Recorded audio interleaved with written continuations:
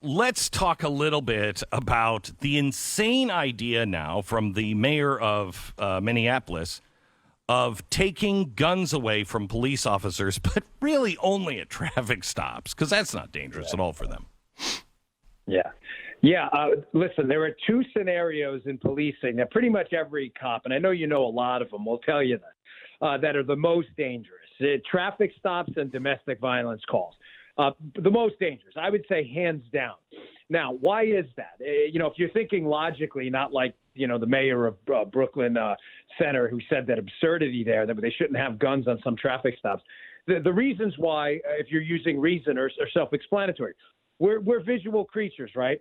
We're not bats. We're not dogs. Bats use echolocation. Dogs use olfaction and smell. We're visual creatures.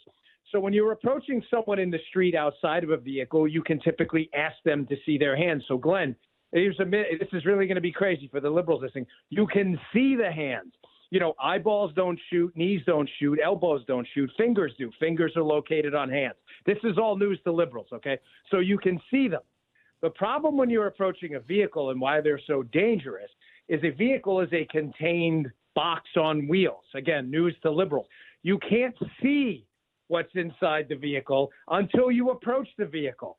And if someone is going to shoot you, God forbid, as a police officer, and you have to react to it, they know what they're going to do before you know how to react. So by the time you see it, you could be already dead, tragically, like that officer in New Mexico we saw that video for. So again, this is just reason. I know that's difficult for liberals to get through their heads, but that's the stupidity of asking an officer in his most dangerous situation to not be armed with a firearm. Dan, let me ask you. Let me branch out here and let's look at the whole landscape of what's going on. You've pushed people to the brink with COVID. Even the national director of intelligence has come out and said there are going to be revolutions around the world and instability because of COVID and because of what's going to happen to economies, and people aren't able to get goods and services. They're not able to go to work, et cetera, et cetera. So the director of national intelligence says there's a problem, and it's going to be revolutions. It will take semi-stable countries and destabilize them because there will be migrants that rush into those countries and destabilize that country. We have all these things going on. The Supreme Court now, maybe 13, maybe the filibuster. Hey, let's make Puerto Rico and Washington, D.C. a state. Yeah. What is going to happen here? Well, I hope this conversation we're about to have is looked at in 4 or 5 years and everybody says, "Oh, Dan and Glenn, that was all crazy." I mean that. I genuinely hope that this conversation's laughed off in a few years. Unfortunately, it won't be. Because I had an AP history class in high school, and the teacher he was a Democrat, but he was a smart guy. And he said, the reasons you don't have societal chaos in places like the United States, and you likely won't in the future, thank God, is because we have a middle class. And people in the middle class have a lot to lose. The rich are usually powerful. They insulate themselves. The poor have nothing to lose, a lot of poor people. And countries with a lot of poor people, you see revolutions precisely because they have nothing to lose. We have a pretty vibrant middle class, despite the left's protestations otherwise. But you accurately stated, in the Corona era, where we've used coronavirus as an excuse to evaporate pretty much all of our God-given big R rights, right, Glenn? I mean, let's walk them through one by one, right? You previously thought you had the freedom to assemble. Using coronavirus, the leftist says, no, you can't assemble. Matter of fact, if we see you in groups of 4 or 5 or larger in a home praying, we're going to basically come in and either lock you up or prevent that. Correct. You can't practice your religion. You weren't allowed in church. I mean, we could go through these rights one by one. Even the right freedom of press, right? Yeah, yes, all of them, all of them. Yeah, I mean, you and I are in conservative media. There's a threat of being banned from the public space, the new public space on YouTube and Twitter every day. Liberals don't have this problem. So every one of those rights has been under attack using either the guise of identity politics or coronavirus. So what's the consequence of that? Well, the consequence is obvious.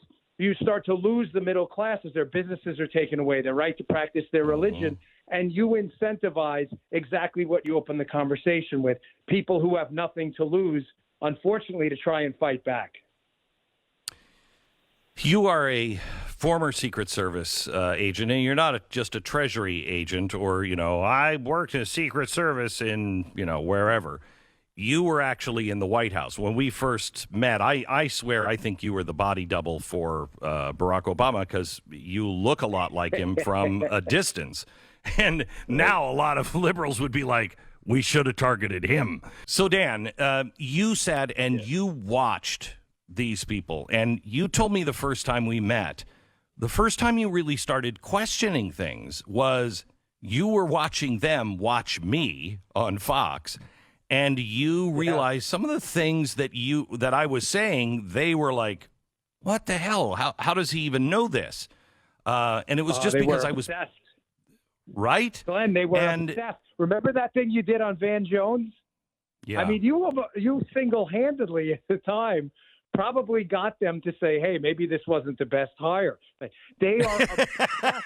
They could not take it. You and Hannity, they were obsessed with you. Yeah, that wasn't a joke. That wasn't hyperbolic when I told you that. So, but you sat there and you said, I've had my eyes opened because I'm seeing and I'm listening and I'm seeing what you're saying and then I'm seeing what they're saying and what they're doing. And I really need to stop because I'm in the wrong place. I need to speak out and I need to stand against this.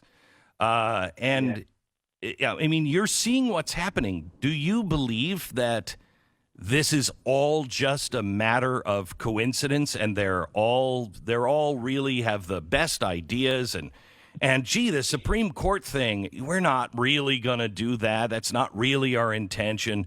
I mean, they are acting like fascists and they're doing it with Coca-Cola and all the rest of them on board.